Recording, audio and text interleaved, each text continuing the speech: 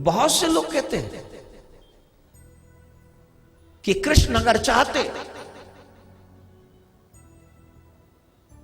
तो युद्ध नहीं होता, कृष्ण ने चाहा ही नहीं, रोका ही नहीं। ऐसा नहीं है। कुछ लोग ऐसे होते हैं ना भगवान की मानते हैं, ना धर्म की मानते हैं, ना शास्त्रों की मानते हैं। स्वयं श्री कृष्ण शांति दूत बनकर गए थे, स्वयं श्री कृष्ण शांति दूत बनकर गए थे दुर्योधन को समझाने के लिए, जिससे दुर्योधन मान जाए। लेकिन दुर्योधन मानने वाला नहीं है। दुर्योधन की एक बात कृष्ण ने समझाया। कृष्ण ने दुर्योधन से कहा, एक काम करो भाई, तुम आधा राज नहीं दे सकते तो कोई बात नहीं, 5 महल दे दो, जिससे पांचों भाई अलग अलग रह ले। 5 महल दे दो, नहीं देने। एक काम करो, 5 गांव दे दो, नहीं देने। 5 मकान दे दो, जिससे पांचों भाई रह ले, बोले नहीं देने।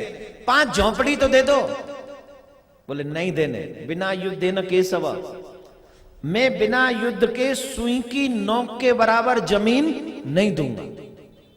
आजकल नहीं देखते कितने भाई भाइयों के, सगे भाइयों के कोर्ट कचहरी के केस चल रहे, किसके पीछे?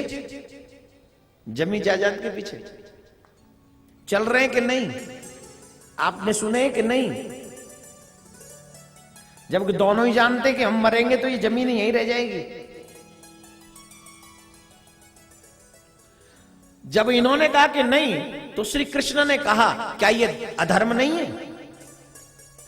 कि तुम अपने भाइयों को 5 झोंपड़ी भी नहीं दे सकते? ये अधर्म नहीं है? तो दुर्योधन ने एक बात कही, जरा ध्यान से सुनना, कलयुग के लोगों के लिए बहुत महत्वपूर्ण है ये बात। जानामि धर्मम नचवे प्रवृत्ति, जानामि अधर्मम नचवे निवृत्ति। जानामि धर्मम नचवे प्रवृत्ति, मैं धर्म को जानता हूं लेकिन धर्म करूं ये मेरा स्वभाव नहीं है। और मैं अधर्म को भी जानता हूं लेकिन मैं उसका परित्याग कर दूं, ऐसा भी मेरा स्वभाव नहीं है। जो मानव जीवन पाकर अधर्म में लिप्त रहते हैं, धर्म नहीं करते हैं, वो वही दुर्योधन के वंशज हैं। किसके वंशज हैं माय डियर? जोर से बोलिए माय डियर। किसके? मतलब मालूम है कि अधर्म है और फिर भी कर रहे। तो कौन है? दुर्योधन ही तो है। और जाना में धर्मम, मैं धर्म को जानता हूं लेकिन नच में प्रवृत्ति, मेरा स्वभाव ही नहीं है धर्म करना। हे मेरे भाई बहन, अगर तुम भारत जैसे पवित्र पावन देश में जन्म लिए हो तो अपना स्वभाव धर्म करने का बना लो। और जब तुम्हारा स्वभाव धर्म करने का बन जाएगा तो मेरा कन्हैया तुम्हें पहचानने से कभी मना नहीं करेगा, कभी मना नहीं करेगा। अब पूछेंगे फिर हुआ क्या? एक का स्वभाव अधर्म करने का है, नाम है उसका दुर्योधन, और एक का स्वभाव धर्म करने का है, नाम है धर्मराज। अब बताइए महाभारत के युद्ध का डी एंड क्या हुआ? जवाब दीजिए। ये 5 हैं जो धर्म के साथ है, वो 5 बच गए। और ये 100 थे जो अधर्म के साथ थे, 100 के 100 समाप्त हो गए। जिनको अपना जड़ मूले ने नाश कराना हो वो अधर्म पर चले जाएं, और जिन्हें अपने आत्म विकास कराना हो वो धर्म के रास्ते पर चले आएं। उनका विकास होगा ही होगा, निश्चित तौर पर उनका विकास होगा। क्या बोलेंगे? जोर से बोलना पड़ेगा। अब बताइए, विकास की विनाश, जोर से बोलिए।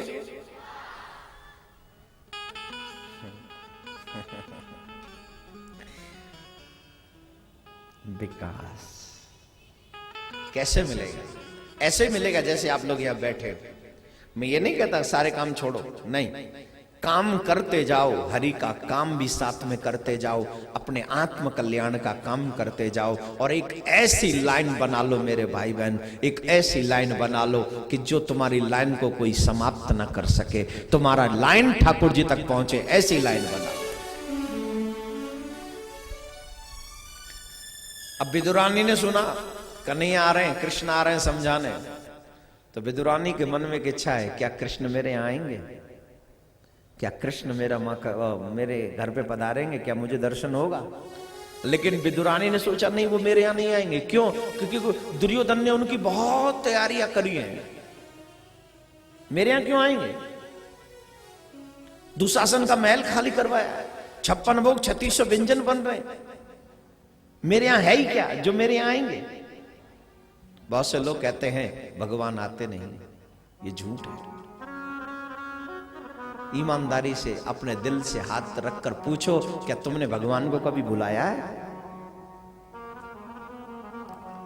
जितने प्यार से हम और आप अपने रिश्तेदारों को बुलाते हैं, उतने प्यार से कभी भगवान को बुलाया आपने और हमने? मेरा बेटा, मेरा बेटा, मेरा बेटा, मेरी बेटी, मेरी बेटी, मेरी बेटी, मेरी मैया, मेरी मैया, मेरा बाप है। कभी कहा है मेरा ठाकुर, मेरा ठाकुर, मेरा ठाकुर, मेरा गोविंद, मेरा गोविंद, मैं गोविंद का गोविंद मेरा, मैं गोविंद का गोविंद मेरा, मैं गोविंद का गोविंद मेरा, कभी कहा है? जब जब तुम भगवान के यहां गए हो, जब जब तुम्हें दुनिया ने ठोकर मारी है, जब दुनिया ने तुम्हें ठोकर मार दी, तो बोले चलो भगवान के मंदिर में। अब क्यों जा रहा है? जा उन्हीं रिश्तेदारों की यहां जा जिनको 5 स्टार होटल में पार्टियां देता है, एक प्लेट कम से कम 5000 की। इनको तू 5 की नहीं 50,000 की खिला ले तो भी कोई तुझे मिलने वाला नहीं कुछ। और अगर यही 50,000 तू गरीबों में जाके खिला दे तो देख मेरा ठाकुर आता है कि नहीं,